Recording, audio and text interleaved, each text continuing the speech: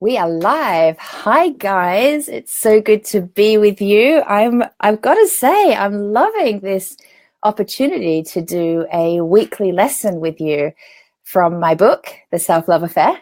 Here it is. If you haven't already got yourself a copy. If you are following these weekly lessons, I really recommend you grab this because really I'm actually just going deeper into every single chapter in the book through these videos, and it would be so helpful for you to actually have a copy of the book, to have read the chapter before or even after watching this video, whether it's you're watching it live or recorded. Read the chapter, enjoy the music that accompanies it. I actually have a real passion for music, and hi, people joining, let me know who you are. I have a real passion for music, and I really believe that it has a real healing energy to it as well. And it can be incredibly grounding. So there's an element of, I've been very specific with the music I've attached to each chapter. So what you do is you download the Spotify playlist. It's free. You read a chapter. Hey, Jean. Oh, I'm so glad you made it. You said you would. Yay. Lovely to see you. So with each chapter, you read a chapter, and then there'll be a particular piece of music you listen to, and that will kind of support the lesson, and it will help kind of anchor the lesson. So anytime you hear that song, you'll almost be transported back to the awareness that was created when you were reading the book, and the transformation you experienced as part of that awareness. Music's really powerful like that. So and there's meditations in here, and there's a whole library of meditations included with the book, which are also free. So all of that will support your journey if you are following me on these live videos every week. So now that there's a few of you starting to join, there's some more joining, I would really love to know who it is. If you could let me know so I kind of know who I'm talking to. And I'll just dive in, hey? So I really love the topic that we're going to be talking about today. Today is all about living consciously. And quite frankly, when I personally discovered that choosing to live consciously could change my life, like that's the reason why, well, not only did I change my life completely. I really almost honestly don't recognize the woman I was 10 years ago, even 5 years ago. There's elements that I can't even believe I've shifted. But like, until I realized that, until I actually did it for myself, that was the game changer for me. That's why I do what I do now. It's why I teach what I teach. It's why I coach what I coach. It's how I discovered that I'm a very natural healer, and I've enhanced those sort of natural abilities. Hey, Christina, thank you for loving the sunny yellow. Do you know what? I know it's still winter, and I know it's still January, nearly over though, thank God. But today, it's clouded over a little bit just now, but I'm doing that because I've got a window there and a window there. It's clouded over a little bit, but we had such beautiful sunshine all morning here in Sussex. It was so gorgeous. And I thought, I just have to break free of winter, and I have to wear some color. So thanks for noticing. Learning to live consciously, this was the game changer for me. It's how I changed my life. It's how I became the teacher and the coach and the healer that I am now. And it's how I help other people to also change their lives. So this is a really, really particularly special topic to me, living consciously. And it's kind of weird now that I know it so well, now that I am so conscious and awake, and now that I live my life by what I'm going to teach you today, I can't imagine that there was ever a time that I didn't do this. And it seems so odd to me that I almost, like, even coming on a call like this, and I say this with love, it almost seems kind of weird to me that I have to explain this concept, except that once upon a time, somebody had to explain it to me. And I think it's so sad that it's just not natural to us to live like this, to know that we are in choice, to know that life isn't happening to us like we're victims to it, but life is actually happening for us.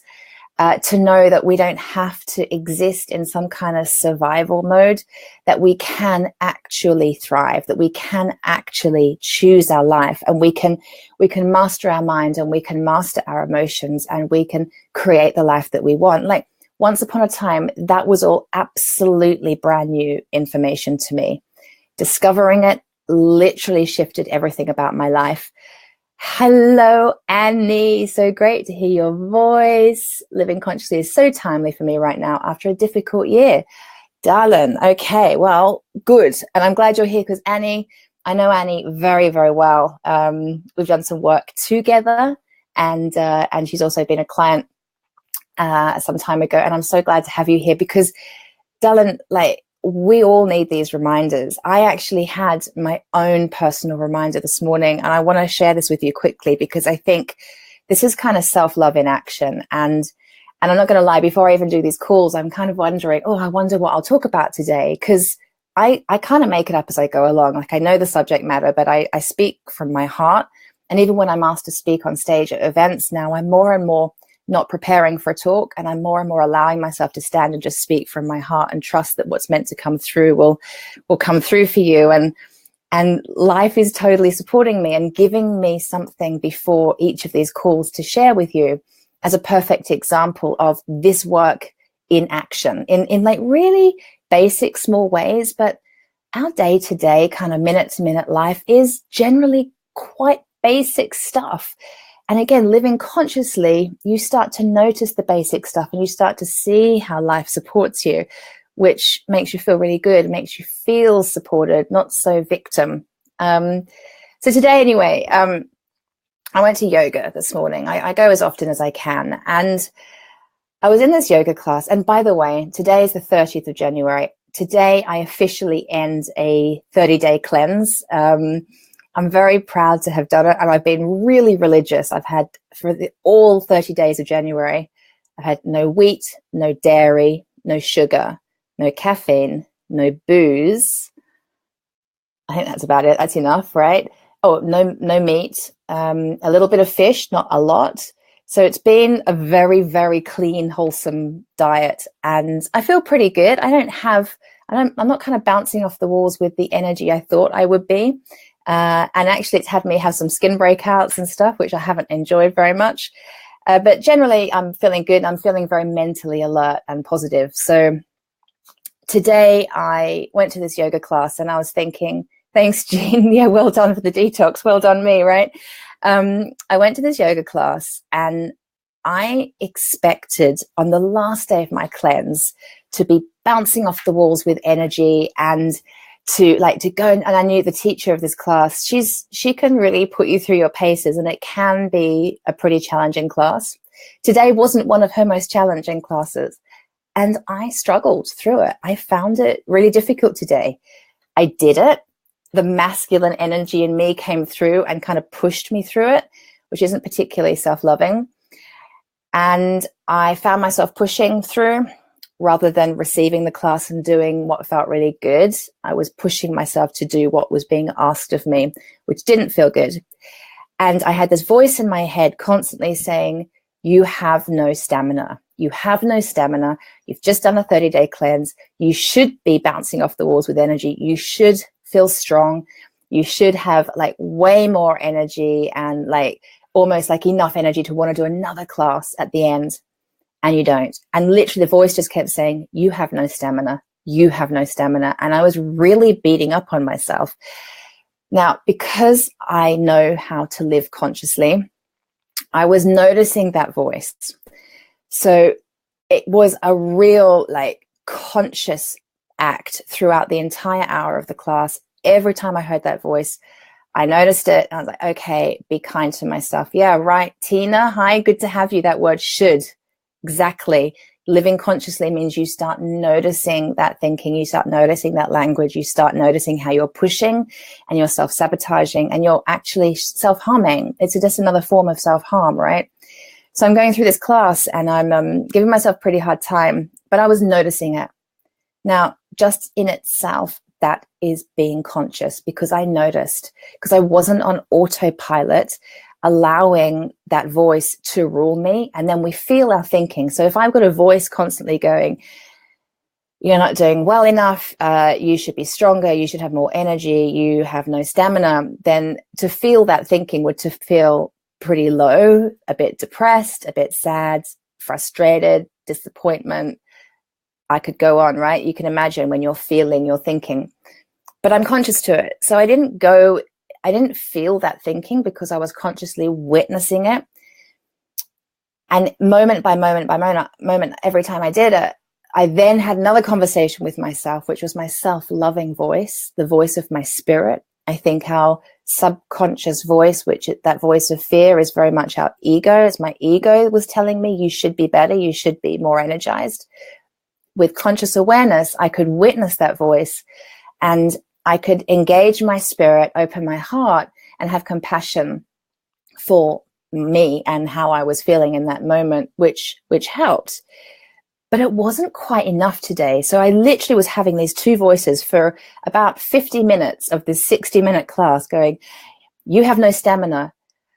How about just noticing that I'm speaking to myself like that and being kinder to myself and focusing on my practice? You have no stamina. How about being kinder to myself and focusing on my practice? You have no stamina. Like, that was going on for 50 minutes. And then we reached the stage in the class where we were doing some nice sort of forward bends and stretches. And I found myself, and this is something I love to do, I found myself, I was in this forward fold and we were holding our feet. And I was just holding the sole of my feet, and my thumbs were on the top of my foot. So my hands were underneath, the thumbs were on the top. And I just, with my thumbs, started stroking the top of my feet. So I'm just in this bend, and I was stroking the top of my feet. And I allowed myself to breathe into this dissatisfaction, to breathe into this self-judgment of, you have no stamina. And I had a conversation with myself that went, darling, it's okay. So today you have no stamina. It's okay. I love you. Interestingly, at the beginning of the class, the teacher said, set your intention for today's class.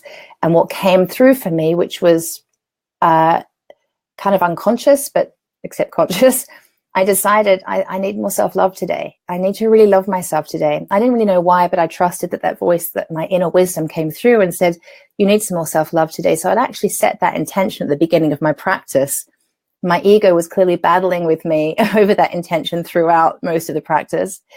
And then in that last 10 minutes, I was just stroking the top of my foot. And there's something very lovely about stroking your feet or just holding your feet. I don't know, maybe it's just me, but just holding my feet. You might notice when you have a massage, quite often they'll pay attention to your feet at the very beginning and the very end of the massage.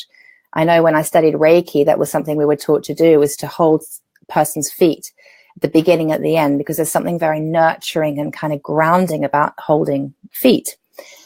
So I was stroking my feet and just saying, darling, it's okay. So what? You don't have any stamina today.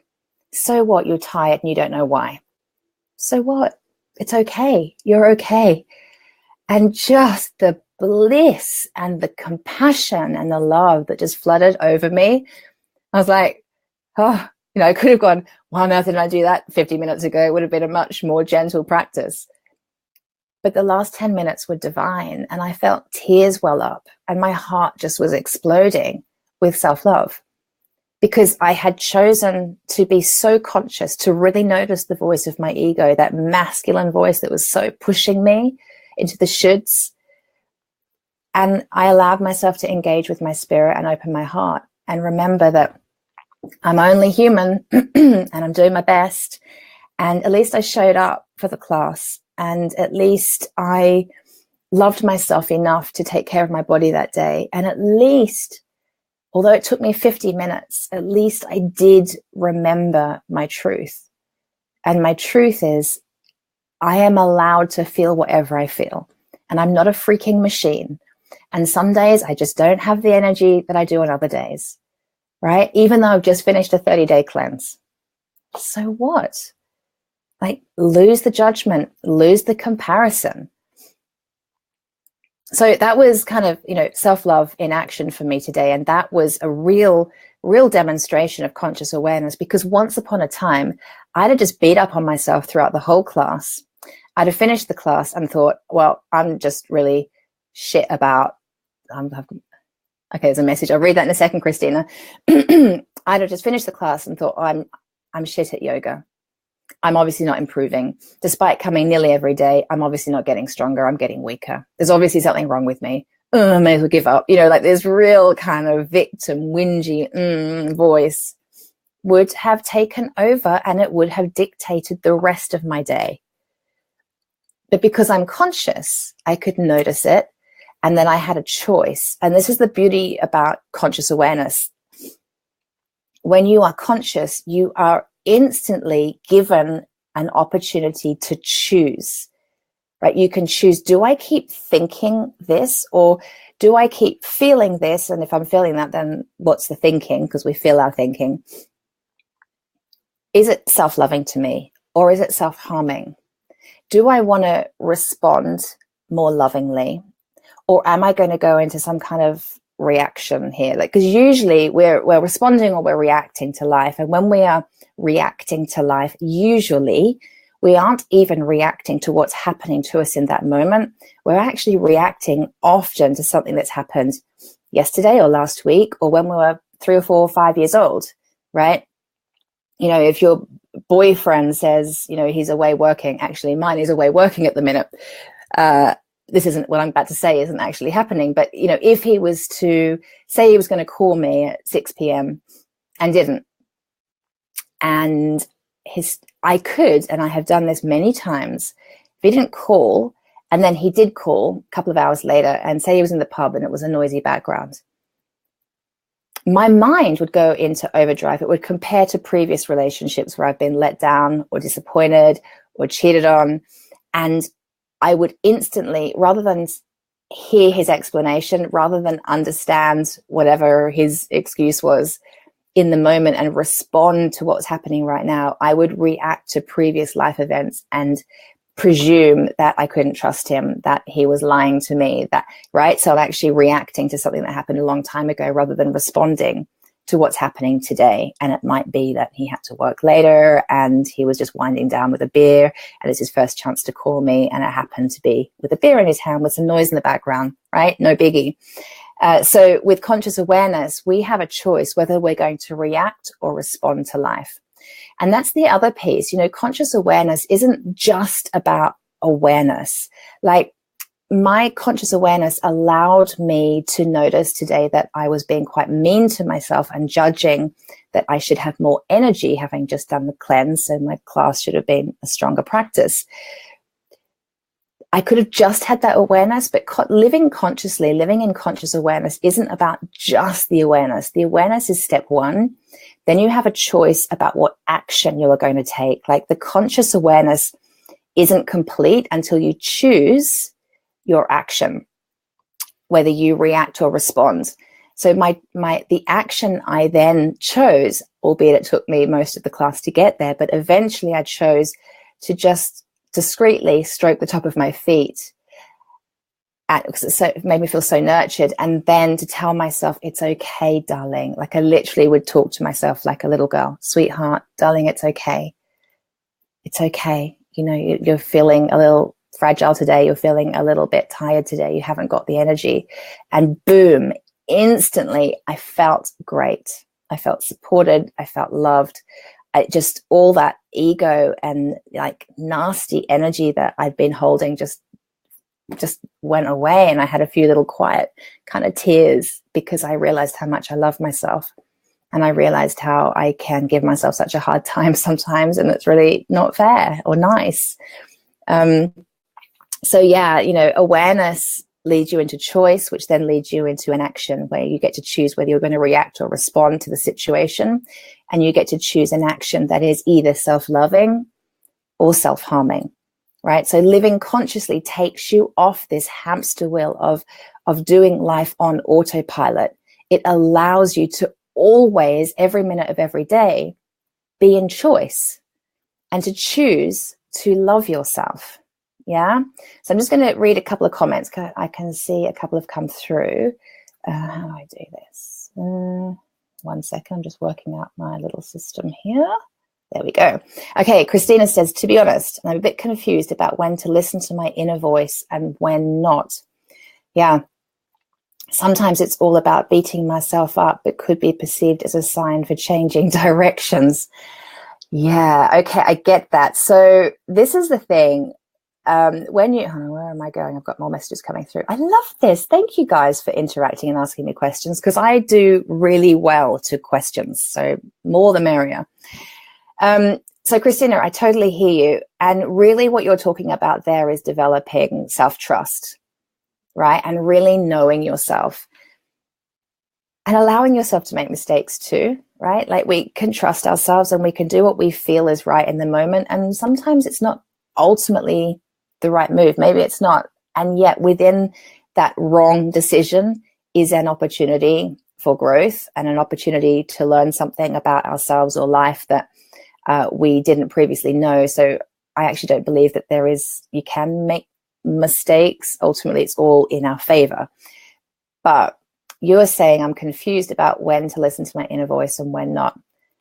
I think always listen to your inner voice. And with conscious awareness, you'll start to see the difference between your inner voice being, so there's a difference, isn't there? You've kind of got two inner voices, really. You've got one that's fear-based, ego, and you've got one that's utterly love-based and supportive, and that's your spirit.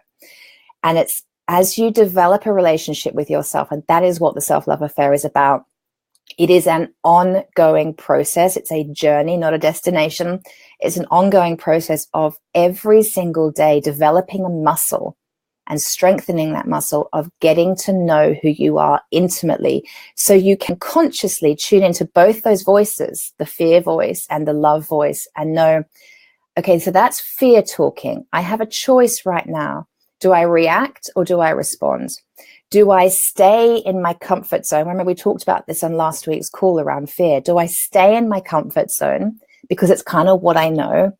Or do I dare to stretch and move into a place of the unknown, trusting that I'm supported, and take a chance and do something different, right? And then that will allow you to move into thriving life when we stretch and do things differently. When we stay in our comfort zone and live with kind of what we know, live with the discomfort, except that it's what we know, we're kind of just only surviving life. Anyone can survive life. Anybody, in fact, every single person on the planet that is alive right now is surviving life, right? We all know how to survive generally, right? We know how to put food on our plate, particularly those of us in the Western world. We're so blessed. We know how to put food on our plate. We know how to put shelter over our heads. We know how to keep warm, survival. We know how to connect with people, whether it's dysfunctionally or not. I'm going to talk about this on next week's call, actually, the 6 human needs around survival and thriving. But, we kind of know how to survive, basically. If you want to thrive, when you listen to that ego voice that says, come on, don't move, don't change, because it's a bit scary, you don't know what to expect, that's surviving. But then if you want to thrive, you can choose to stretch and go into the unknown and work that new muscle and start to learn that you can do life differently. And it starts to feel good because you start succeeding at different things. You start to feel better, and then you want to do it more, and then you want to do it more, and you work that muscle more and more and more, and you can really start to trust yourself through practicing living in a thriving way, which is a whole brand new way of doing life. Through practicing thriving, which means overcoming fear, you'll get stronger and stronger and stronger. And with that strength, you will develop more and more evidence that you can trust yourself, that life can support you, that you're safe, and it will become easier and easier to make decisions. So yeah, you've got two voices, the fear voice and the love voice. The love voice wants to move you forward. The love voice wants you to stretch. The love voice wants you to come out of your comfort zone so you can thrive. The fear voice wants to keep you safe in the discomfort, but it's what you know. Remember last week's call or the training call all about fear, the biggest lie your ego tells you is, I am going to keep you safe, but it is a lie. So darling, when you're confused about which voice to listen to, that's okay. It's totally normal. Totally normal. We all have two voices.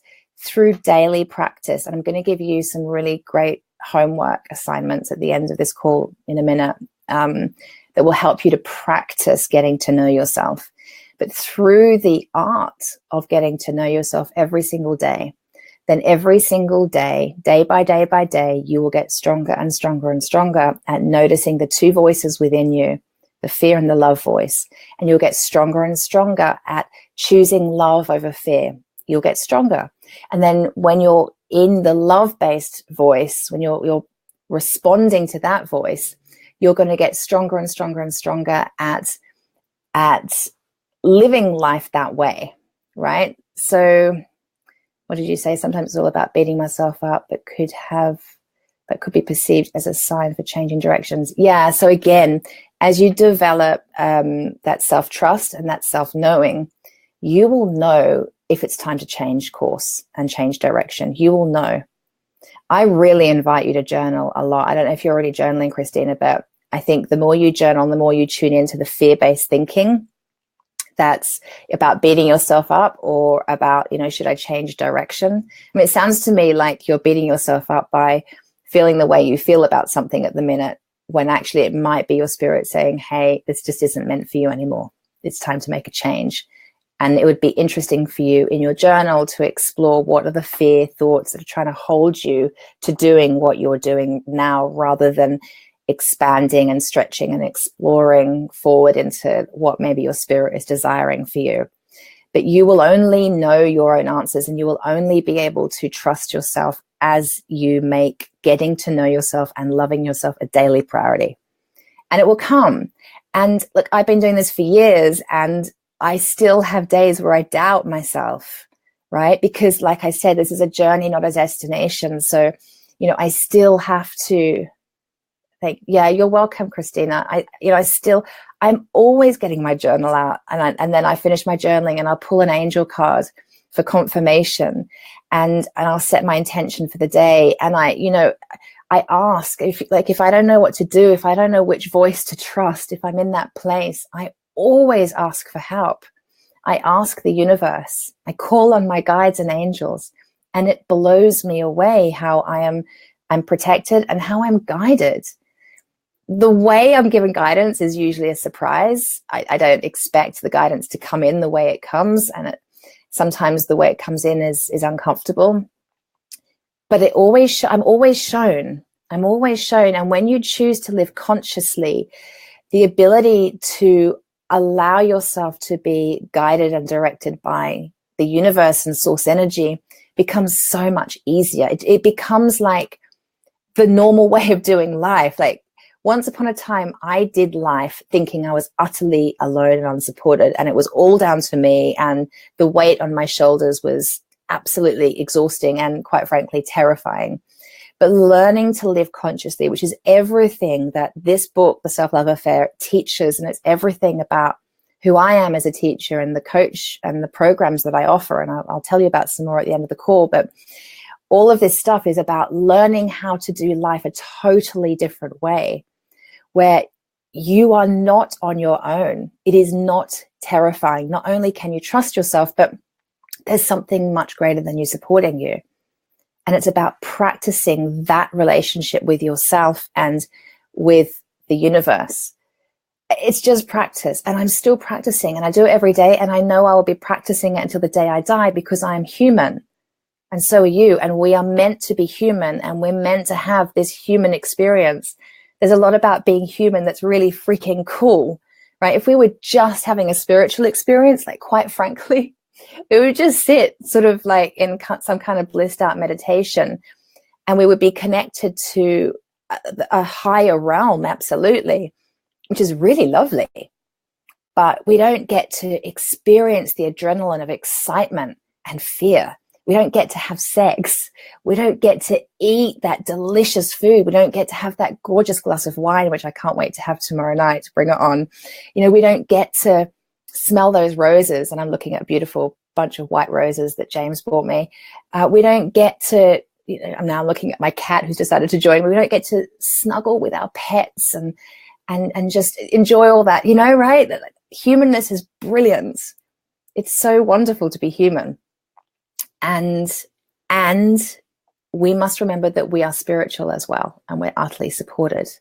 Anyway, I'm probably going off on a tangent now. Let me read one of the other questions. Tina says, are you purposefully talking to yourself as a little girl rather than as an adult? Sometimes, Tina, I do. Sometimes, and actually for me personally and for most of my clients, we all find it incredibly soothing and nurturing to speak to ourselves as if we're a little girl, because quite frankly, when you do that, instantly your language changes. Instantly, you're a lot softer and kinder. The judgment totally goes out the window. A lot more compassion comes in. And I don't know, there's something I personally really enjoy relating to myself. I see me as like a little 5-year-old, and I'm so adorable. I'm so sweet. I was a very awkward little thing. I wasn't the prettiest 5-year-old.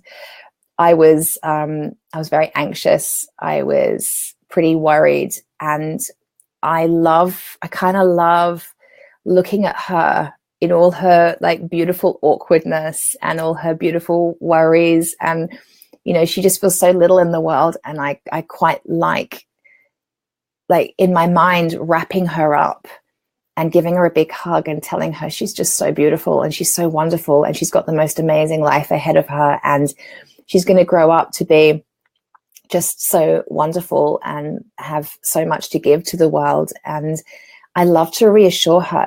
For me, it feels really, really good. And I do a lot of that. I actually do a hell of a lot of inner child work with my clients, and whether that be privately or in a group scenario. And it's such powerful work. If you do any reading around inner child work, you'll see it's very, very powerful, very life-changing. And I actually think that, as a self-love coach, and I think that a beautiful way to practice self-love is to speak to yourself as a little girl or a little boy. And I have male clients and they speak to themselves as a little boy. It's just it just instantly engages compassion. It throws judgment out the window. It's very instantly like heart opening. And I personally feel utterly soothed when I speak to myself like a little girl. So I hope that helps. And then Jean says, I've had a foot problem since 2013 and have grown to hate my feet. Yeah, what can I do to change that thinking pattern? It's really interesting, Jean. You're welcome, Tina. You're welcome. That's interesting, Jean. I have a ginormous bunion on my left foot, and I think it's really ugly. And over the years, I've actually kind of practiced loving my feet more. And it sounds a bit crazy, right? But I think if you're going to be a self-love coach, then I can see more messages coming in and I'll take a look in a sec. If you're going to be a self-love coach, I got to walk my talk and practice what I preach. And so I have been learning to love my feet, particularly the one with a great huge bunion on it, which looks like a sixth toe. So you said, what can I do to change that pattern of thinking? It's just practice. It's practice. It is a choice, right? So again, this is the pattern, right? You're choosing to be conscious. And so then you have to practice that conscious awareness. It's like working a muscle. And you have a choice. As you're practicing every day, every single day, you are practicing choice. And you can look at your feet and you can choose to judge them, which is self-harming, or you can choose to love them, right? Now, in the first instance, and this is the case with using any affirmation, in the first instance, you usually feel like you're lying to yourself. You usually feel a bit stupid. But eventually, again, with practice, so conscious awareness, every single day, practice that muscle, build that muscle. Every single day, you choose to look at that foot and you choose to say, like right now, I think you're ugly. That's my truth, right now. But I'm willing not to. I really want to love my feet. I really want to love you, feet. Like, speak to your feet. I know it sounds a bit weird, but nobody else knows you're doing it, and this stuff works. This is all about how you rewire your mind. It's being honest with the truth. Like, to say an affirmation every day, I love my feet, I love my feet, hello feet, I love you feet, I love you. You're going to feel like you're lying because it's currently not your truth. But to look at them and say, I find it really hard to love my feet right now. I'm finding it hard. But I'm choosing to love them. I'm choosing to be shown how to love my feet. And a really beautiful affirmation to support that would be, every day I am loving my feet more and more. Every day, bit by bit, I am more appreciative of my feet. I am more loving of my feet. And slowly, slowly, slowly, you will develop compassion for those feet. You will have an understanding and a softness for them rather than the judgment. And your feet are never going to look different. But the perspective, like the lenses through which you're looking at them, can shift. And you can develop a far more compassionate way of looking at them than the judgmental way that you've been doing your whole life. So you're having to reprogram this judgmental way of looking at them your whole life to practicing every day, using affirmations that every day I'm getting better at loving my feet. More and more, I love my feet. Through affirmations like that, you will start to see them with compassion. So now when I look at my foot that's got the bunion on it, it's still got a bunion on it, right? It hasn't changed shape miraculously. But I don't hate it. I kind of look at it and think, you know what? It's part of me. It's part of who I am. And I've chosen to love myself, and I practice loving myself every day. So every day, the parts of my body that I don't love or historically haven't loved, if I might not be ecstatically in love with them, but I have a lot of compassion and softness, which is far better than the judging, right? Yeah. So I hope that helps. Tell me if that helps. Tell me if I've understood your question right, Jean, and if that's helped at all. Christine, yes, you're welcome. Tina, that's interesting. Thank you. You're welcome. Anna Marie, I've learned to love my little girl version of me, but I still feel a huge gap between who she is and wasn't who I am. It's something I still have to work on daily. Yeah, I hear you. I hear you. But I believe that little girl is who you are. Like my little girl that I focus on, who I speak to, is who I am now. She's there. She's a very, very real part of me. And she's kind of the very vulnerable part of me. She's that part of me that still gets a bit scared in the world, who still cares what other people think. You know, she's that part of me. She's that part of me that still would love to be taken care of, and I can love that part of me. I can love that part of me. And there's parts of my little girl that bit by bit over the last, decade have been growing up. And there's more of a meeting in the middle of my adult self and my little girl. So my little girl isn't running the show anymore. My little girl used to totally run the show. She used to run my relationships. She used to run my business. She used to run my finances. She would run my life mostly because, and it kind of, the way that manifested was being emotionally out of control, right? Until I understood that that's what was happening. And until I did the very deep work, which I do with my clients, to hook into what were the experiences of that little girl to be so much in fear, to be so self-protective that she now doesn't know any other way except to live in fear, in kind of fight or flight, in self-protection. So whenever I had adult decisions to make, like around money or my business or my relationships, whatever, I wasn't able to make them as an adult because I was still stuck in that little girl who was scared of life and who was very anxious and worried about everything and who was always having to protect herself so that she wouldn't be left to fend for herself. But as I heal parts of that little girl, she begins to grow up, which kind of meets me as the adult. And there's still really gorgeous parts of my little girl that's, like I said just before, that, it's the vulnerable part of me. It's that part of me that still does get a bit scared, who's still not sure. And I love her. She is me. There's no difference. So I really want you to recognize, I don't know, maybe there's something in that for you, Anna Marie, that she isn't different to you. When you say, I feel a huge gap between who she is or was and who I am, that is who you are. When you love that little girl, you are loving you now as an adult. It is who you are right now. It's just a way of relating to yourself, and it's a way of noticing which parts of you are still growing up, which parts of you are still scared, which parts of you still don't feel like they know what to do, right? And it's loving that part of you. Yes, the challenge is bridging the... hold on, I need to go to the screen. 1 second.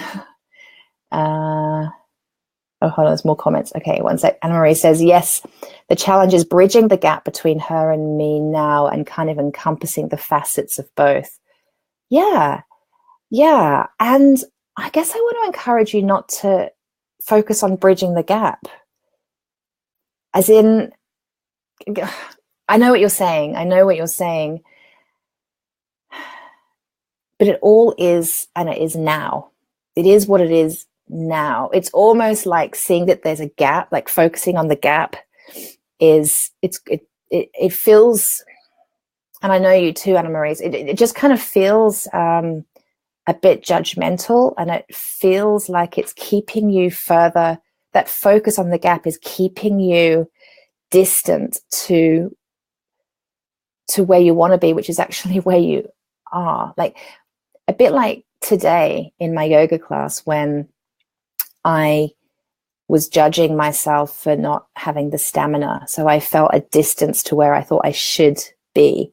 As soon as I accepted where I was and had a lot of compassion and love for me in that moment, that I just didn't have that level of energy that I thought I should have, suddenly there was no gap to be bridged. I was just here now, present with what is. And with a self-loving voice, like talking to myself like that little girl, I instantly, like, I can't even explain the calm and the peace that just washed over me. Just released. I was released. The burden was lifted. There was no gap. There was no striving forward to be anything other than what I was right here, right now. It's pure conscious living. So I think if there's any focus on the gap, you're not living with what is right now. And what is right now is you. And I know you. That little girl inside of you is very present, and she is so freaking adorable and lovable. And if you could focus on that now, like that is who you are right now.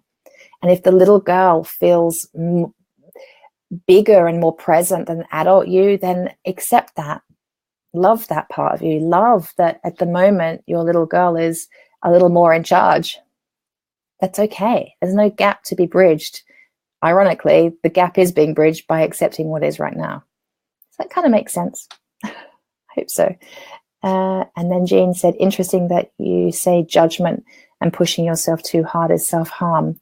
Eye-opening. Thank you. You're welcome. It is though, right? Like, it's just mean. We're just mean to ourselves. And we refer to self-harm as like the actual act of, you know, cutting ourselves. That's traditionally what we refer to, isn't it? Hurting ourselves physically in some way, whether it's pinching ourselves or hitting ourselves or cutting ourselves. But actually, quite frankly, the damage we do to ourselves mentally with the words that we use in our inner chat, that's serious self-harm. And like I said, we feel our thinking. So, you know, this leads to serious levels of anxiety, serious levels of depression, and then worse, that then manifests in our body into very serious disease and illness.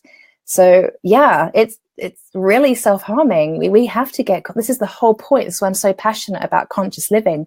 We have to get conscious to what is going on in our heads rather than running on autopilot, because worst case scenario is ultimately those mean self-harming thoughts end up in really chronic disease. And we're here to be human and enjoy our bodies. And we can't do that when we're sick, right? And look at the illnesses going around right now. It's horrible what people are living with, but it's because we are judging ourselves and comparing ourselves and being mean to ourselves more and more and more. The more life gets busy, the more, oh my God, there's a whole other conversation. You know where I could go off on a tangent with that one, right? So yeah, self-harm, absolutely. Okay, so I'm aware we I do chat, don't I? I'm aware we're like 45 minutes in. But before I end the call, I just wanted to give you an exercise that you could do every day. And this actually isn't, I don't think, in the book. Well, it might be later on in the book, I can't remember, but it's not in the earlier part. But I really think this is a really powerful exercise to practice living consciously. And it's very, very simple. I want you to think of yourself as 4 parts. So you are mind, body, emotional self. Did I say 4 parts and put 5 fingers up? I think I did. You are mind, you are your body, you are your hold on. You are your mind, your intellect, you are your body, your physical self, you are your emotional self, and you are your spiritual self, right? And a beautiful daily practice every morning before you even open your eyes is to just lay in bed for an extra couple of minutes. If that means your snooze time, that's great. So press snooze and just use that extra couple of minutes to tune into all parts of you, right? Mind, body, emotion, spirit. Start with your mind and just notice what you're thinking. Notice the first thoughts you have first thing in the morning. Are you already pushing yourself to do something before you even open your eyes and get out of bed? Notice how judgmental, how aggressive, or how gentle and nurturing and loving your mind is. Just notice. And for the judgmental, pushing, aggressive thoughts, ask yourself, how can I, I'm conscious now. What do I choose instead? How can I love myself more? Am I really going to start my day with those self-harming thoughts, or am I going to choose to love myself? And what would more loving thoughts be? And it's a great time to set an intention. What's my day about today? How could I love myself today? So use your intellect to choose, how could I love myself today? So first, check in with your intellect. Second, check in with your physical self. Like, how do I feel in my body? What's going on? Usually we're pretty relaxed when we first wake up, but have a bit of a stretch, feel into your body. Like, what do I need today? Really, if I'd have done that this morning, which I didn't do this morning before I got up, if I'd have done that, I might have felt into my body and thought, I need more of a yin yoga class today. I need more of a gentle stretch. I didn't need the level of class I went into, which is pretty powerful flow class. So my body just didn't need that today. If I'd have tuned in, I'd have known that, right? So what does your body need today? Does it need to exercise? Does it need to move? Does it need to rest? Does it need more sleep? Does it need an early night? Does it need a hot bath later on? Right? Does it need really good, nourishing food? What does it need? My body's asking for a glass of wine, personally. But what does it need, right? And then tune into your emotional self. Usually this is going to be very connected to what you were thinking, because remember I said we feel our thinking. So how are you feeling? Love yourself enough to just ask yourself, how do I feel today? What's going on for me at the moment? And again, what do you need? How can you love your emotional self? How can you honor your emotions today? Is it getting out your journal and just writing down, like Christina, I was saying to her earlier, write down, what are your fears right now? What are you worried about? What are you questioning in your life at the moment? What can't you figure out? And it's making you feel anxious or worried. What is it? And if you're feeling fabulous and excited and optimistic and joyful, who could you share that with? Who's safe and fun have you got a real high vibe sisterhood that you could share and celebrate how you're feeling with? But honor your feelings. What do you need to do today to honor your feelings? Are you harboring some anger? Do you need to go take a boxing class? Do you need to go for a good hard run and just energetically get that out of your system? And later on, I'm going to do a lesson on emotional expression in a few weeks' time. It's really important, but what do you need to do to honor your emotions in that day? And then spiritually, where are you at? Are you feeling kind of nourished and nurtured and replenished? Or do you feel like a bit of a martyr, a bit dissatisfied and not filled up, too in survival mode? Spiritually, where are you at? Do you need to meditate today? Do you need to just take it slow and go for a gentle walk and just tune in with you? Are you spiritually totally there's nothing going on, you're not connected at all, and you need to get your journal out and reconnect or pull an angel card? What do you need to do to feel more spiritually aligned and connected? But just before you wake up every morning, if you were to just check in with those 4 parts of you, it is such a conscious act, because you are choosing to connect with the truth of you. And when you live life from a place of your absolute authentic truth, it feels so much easier, because you are being honest, because you're being real. Every time you connect in with the truth of who you are, like it happened for me in yoga today, it was as soon as I realized, okay, I haven't got a lot of energy, and I was kind to myself, that choice of being kind to myself, oh my God, I didn't have to pretend. I didn't have to pretend anymore. I even struck up a conversation with a lovely woman at the end of the class, and I said I was really pushing myself through that class until I remembered that I could be kind to myself, and that today I didn't have the energy I thought I should have had or wished I had. And like instantly you feel better. Life feels so much easier. And then you can start, as I did with that woman, I can start sharing and speaking honestly, like, this is my truth. It feels so good to be real, rather than pretending like, yeah, I got this. I'm so energetic and I had such a great class. Actually, no, I probably should have done an easier class today. So conscious awareness is about tuning in, because we're so tuned out, we're so dialed out, we're so on autopilot. Most of the world is. So choosing to live consciously, tune in to your thoughts, tune in to your emotions, tune in to your body, tune into your spiritual connection. Gauge, where am I at? How can I love myself more? What do I need today? We women are so shit at asking ourselves, what do I need today?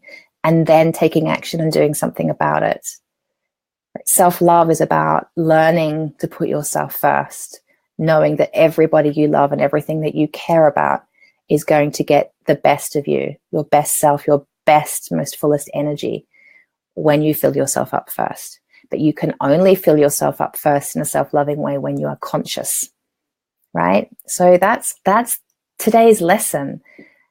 It's a really big one. It's so simple, and yet it's something that really does have to be practiced every day. It really does. If you've got any final questions for me, I'm happy to take them. Otherwise, I might let you all get on with your day. I can't see any more questions just here. I think we're good. So tell me, those of you who are live on the call, has this been helpful for you? If it has, just give me a heart or write, yes, it's been helpful, or something in the comments. I would love to know. And while you're doing that, just to let you know, obviously, I'm a coach, and you know that I do private coaching with people, and I run group coach programs. So I have a coaching program which I've run 3 or 4 times now. It's called Live Louder. It's a 6-month. Hi, thank you for the hearts. It's a 6-month group coaching program. Thank you, Tina. I'm glad it was helpful. And I would love for you to check it out. Thank you, Anna Marie.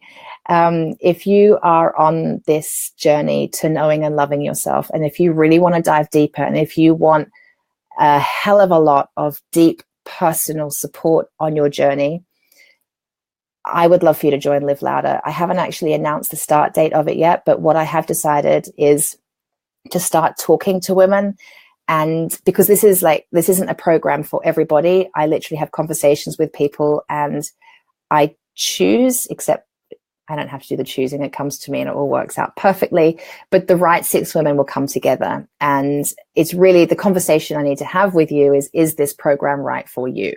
Does this feel like the right fit for you?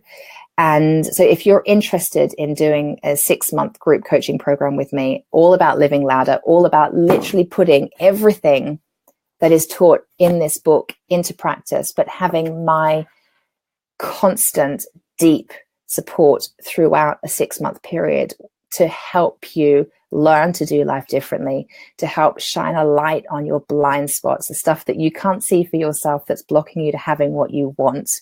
My coaching, that's where that comes in, to show you that. And over 6 months, I help you evolve and evolve and evolve and become the woman that you came here to be, quite frankly.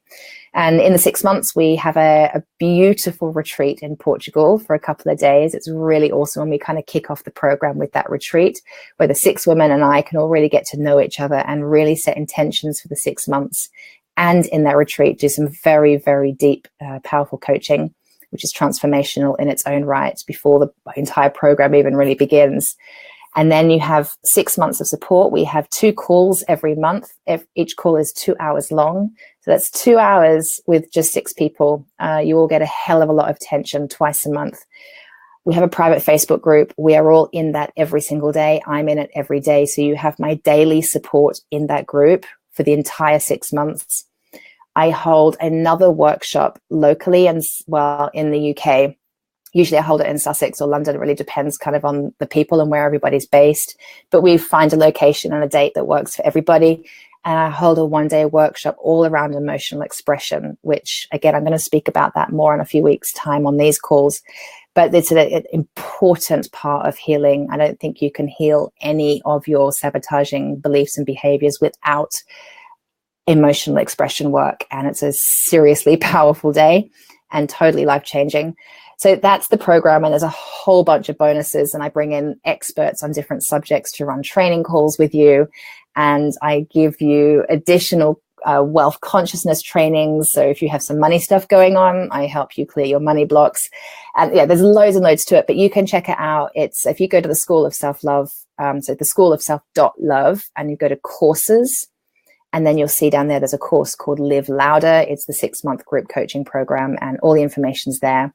And if you are even just like remotely interested, let's just get on the phone, have a conversation, and work out if it's right for you or not.